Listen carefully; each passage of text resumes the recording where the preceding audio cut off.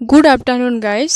তো এটা কিন্তু আমিই ছিলাম। তোমরা হয়তো ভাববে এটা অন্য কেউ তো হতে পারে, কিন্তু দেখো সব সময় কিন্তু নিজের মুখটাকে দেখানো জরুরি নয়, ঠিক আছে?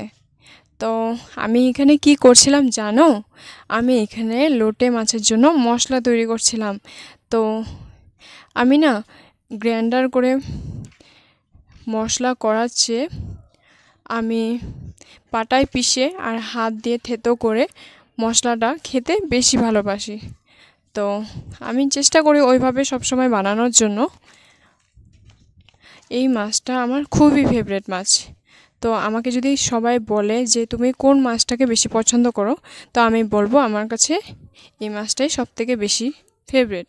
তো মাছটাকে না আমি কিছুক্ষণ ম্যারিনেট করে রেখে দিয়েছিলাম। তো রাখার পরে কড়াইটাতে যখন তেলটা গরম হতে দিলাম, দেওয়ার পরে ওখানে পেঁয়াজটা দিয়ে দিলাম। পেঁয়াজটা যখন হালকা ভেজে ভেজে লাল করে নিলাম, লাল হওয়ার পরে ওইখানে ম্যারিনেট করে রাখা মশলা দিয়ে মাছটা আমি ওখানে দিয়ে দিলাম।